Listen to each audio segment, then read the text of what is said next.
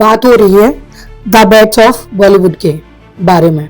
इसमें 7 एपिसोड्स देखने को मिलेंगे और ये सीरीज नेटफ्लिक्स पे मिलेगी। इसमें दर्शकों को महत्वाकांक्षा और विश्वासघात की स्टोरी देखने को मिलेगी। भले ही इस सीरीज में आर्यन खान ने बॉलीवुड में अपनी अलग अलग पहचान बनाने की कोशिश की है, लेकिन इसका निर्माण उनके पेरेंट्स शाहरुख खान और गौरी खान की प्रोडक्शन कंपनी रेड चिलीज ने ही किया है और नेटफ्लिक्स पर आई है। लेकिन इंटरटेनिंग सीरीज है, आप लोग देख सकते हैं। पर्सनल अगर देखा जाए तो मेरे को सीरीज अच्छी लगी। करण जौहर कहते हैं मुझसे पंगे मत लेना, मूवी माफिया हूँ मैं, मूवी माफिया हूँ। समीर वनखेड़े पर खुल के निशाना साधा जाता है क्योंकि आर्यन खान और समीर वनखेड़े का कुछ टाइम पहले पंगा भी हुआ था और बॉलीवुड में ड्रग्स का खुलेआम धंधा चलता है। इस वेब सीरीज में ये दिखाया जाता है कि बॉलीवुड काम कैसे करता है। यहाँ नेपो किड्स की अलग से पहचान बनाई जाती है। अगर कोई बंदा इंडस्ट्री के बाहर का हो और बाहर से ही आता है तो उसको बर्बाद करने और निकालने के लिए क्या क्या हथकंडे अपनाए जाते हैं और उसने मरने तक की कैसे नौबत आ जाती है। जैसे एक टाइम पे सुशांत सिंह राजपूत की हालत भी हुई थी।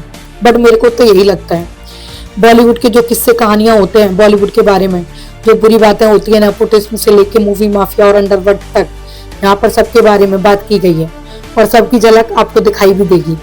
कहानी में आसमान सिंह नाम के एक एक्टर की कहानी है जिसकी एक फिल्म चल जाती है रिवॉल्वर। फिर उसे कैसे एक प्रोडक्शन हाउस से 3 फिल्मों की डील मिलती है और इधर करण जौहर एक फिल्म ऑफर कर देते हैं। उस मूवी की जो हीरोइन होती है वो एक स्टार किड है, बॉबी देओल की बेटी, लीड एक्ट्रेस सहर बम्बा। इस सीरीज में बॉबी देओल एक सुपर हीरो होते हैं, एकदम स्टार होते हैं। बॉबी देओल क्यों इनकी जिंदगी में प्रॉब्लम खड़ी करते हैं। बॉबी देओल की बेटी और आसमान सिंह के बीच नजदीकियां बढ़ने लगती हैं और बॉबी देओल उन लोगों को अलग करने की कोशिश करने लगते हैं क्योंकि आसमान सिंह की माँ भी बॉलीवुड में काम कर चुकी होती है बैकग्राउंड डांसर के तौर पर, और वो शादी से पहले ही प्रेग्नेंट हो जाती है। उसकी शादी किसी और से होती है जो उनका बेटा आसमान सिंह होता है। बाद में पता चलता है जो बॉबी देओल आसमान सिंह की लाइफ में प्रॉब्लम क्रिएट करने की कोशिश कर रहे थे क्योंकि बॉबी देओल का ही बेटा होता है आसमान सिंह नाजायज। बाद में पता चलता है और जो इनकी बेटी से रिश्ते में था आसमान सिंह वो उसकी बहन लगती है। बाद में पता चलता है जिस लड़की से के साथ आसमान सिंह प्यार करता था और उसे घर से लेकर भागा था वो उसी की बहन होती है। Bobby Deol as a superstar छा गए होते हैं उसी सीरीज में। उनको देखकर लक्ष्य इस रोल में पूरा फिट बैठता है, आमने सामने बैठता टक्कर का। राघव जुआल ने इस सीरीज में दोस्त का किरदार बहुत अच्छे से निभाया है। विजयंत कोहली सीरीज में लक्ष्य के पापा बने हैं, मोना सिंह उनकी मां बनी है और अनन्या सिंह मैनेजर बनी है। लक्ष्य की और सीरीज में रजत बेदी की एक्टिंग भी मस्त लगी। पहले रजत बेदी एक फेमस एक्टर थे लेकिन अब नहीं है। लेकिन इस सीरीज में जो भी चीजें दिखाई गई हैं वो बड़ी मजेदार है। करण जौहर का किरदार बहुत इंटरेस्टिंग लगा। करण जौहर जिस तरह से सब कुछ कहते हैं हीरो एंड हीरोइन से, जाओ जाके पोस्ट करो, मैंने पेप्स को पैसे दिए हैं। ये भी कहते हैं you know how much I love outsiders. मजा ही आ जाता है। सलमान खान आते हैं और कहते हैं पापा बनने से ही तो डर लगता है।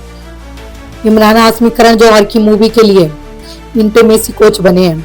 अर्जुन कपूर अपना खुद का ही मजाक उड़वा लेते हैं। जो चीजें हम इंटरनेट पर देखते हैं वही मोस्टली चीजें दिखाई देती हैं। आर्यन खान ने खुद का ही मजाक उड़वाया। महब कपूर सनाया से कहती हैं स्माइल करो, don't believe like Aryan. Series में शाहरुख खान को घंटे का बादशाह बोल दिया जाता है। इस सीरीज में तीनों खानों को एक साथ ले आए, शाहरुख, सलमान और आमिर, और रणवीर सिंह और रणबीर कपूर भी आते हैं। इस सीरीज में सितारों का मेला लगा हुआ है और जमावड़ा एकदम। यही फायदा होता है नेपो किड्स का क्योंकि पूरी फैमिली सुपरस्टार होती है और सबके साथ मिलकर चल रही होती है। वैसे अगर देखा जाए तो काफी इंटरटेनिंग शो है, आप शो से बोर नहीं हो सकते। इस मूवी में एस राजामौली भी दिखाई दिए। आर्यन खान ने इस सीरीज से डेब्यू किया है। पर्सनली अगर मेरे से पूछा जाए तो मुझे शो अच्छा लगा। इस शो में भगवड़ का यूज तो ऐसा किया गया है जैसे भगवान का प्रसाद हो। सीरीज में बॉबी देओल के बेटे को जो प्रेजेंट किया गया है, वाह माशाल्लाह। बाद में अपनी कंपेटेबिलिटी के लिए वो अपनी नौकर को ही अपने साथ ले लेता है। Thank you everyone, please subscribe my channel. Thank you.